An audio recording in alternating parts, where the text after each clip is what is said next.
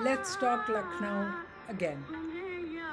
Let's talk Lucknow again में आपका फिर से स्वागत है। हाल ही में एक बैठक के दरमियान मैंने कहा, चलो मान लिया हमने कि हम सब मुसलमान एक रोज़ अपने ही मुल्क से गायब हो गए हैं। तभी हमारे पास बैठे हमारे ही एक यार ने जवाब दिया, भाई अपना हलाल भी अपने साथ लेते जाना।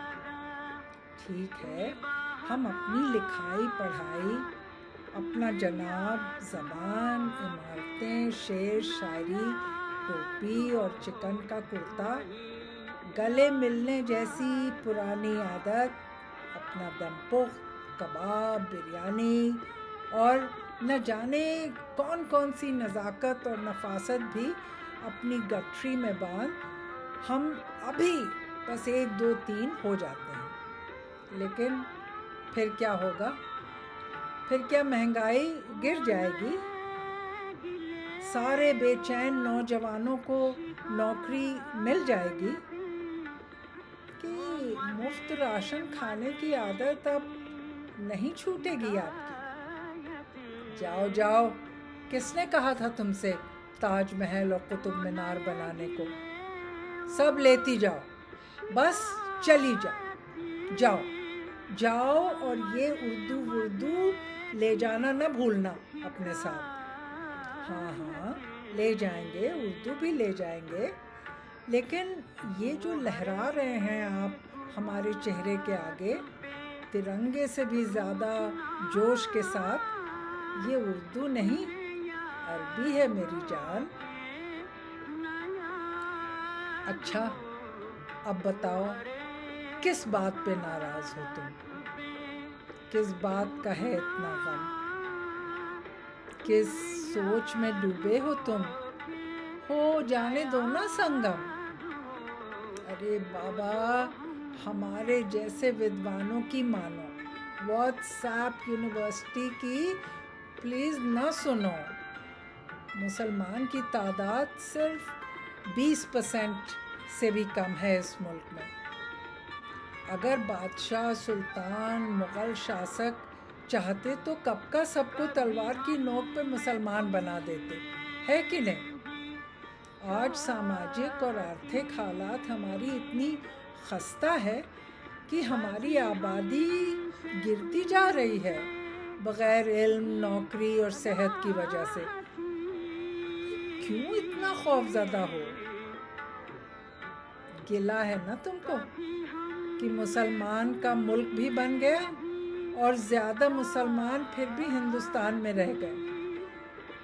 मुसलमान का मुल्क बना 1947 में, लेकिन जब दक्षिणपंथी मुसलमान ने अलहदा मुल्क की मांग की, तब दक्षिणपंथी हिंदू ने उस बेवजह मुसलमान मांग का समर्थन भी तो किया था ना। दोनों ही दक्षिणपंथी हिंदू और मुसलमान का मानना था कि हिंदू और मुसलमान दो अलग अलग सभ्यता है और दोनों साथ साथ नहीं रह सकते एक ही मुल्क में। लेकिन ज़्यादा लोगों की ख्वाहिश तो कुछ और थी। ज़्यादा लोग तो यही चाहते थे कि हम सब मिलजुल कर रहें एक ही मुल्क में। नहीं थी? तुम ही बताओ, उस तरफ भी और इस तरफ भी थी कि नहीं? बोलो, थी कि नहीं? चुप क्यों हो? ऐसे ही ख्याल की ज़बरदस्त लड़ाई में उस वक्त तुम जीत गए थे और हम गए थे हार। लेकिन बदले में हमें एक संविधान मिला, एक ऐसा संविधान जो दुनिया का सबसे खूबसूरत संविधान माना जाता है।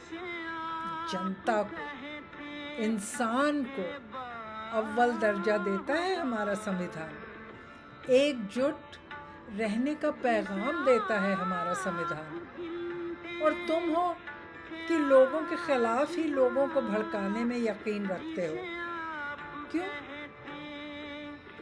अब हमारी बातें सुन, पास ही बैठे एक ढीठ से नफरती नवाब ने हड्डी का काम किया। हमारी चटपटी कबाबी बातों में दखल दिया। कहा, बिल्कुल ठीक कह रही हैं मैम, सारे के सारे मुसलमान हमारे बीच से गायब हो गए तो गजब हो जाएगा। हम उसी मुश्किल में पड़ जाएंगे जिसमें कभी कभी कुंवर नारायण ने अपने आप को पाया था। हमारी नफरत करने की ताकत का फिर क्या होगा? हमारी नफरत करने की ताकत कमज़ोर हो जाएगी। मुसलमान चले जाएंगे तो हम नफरत किससे करेंगे?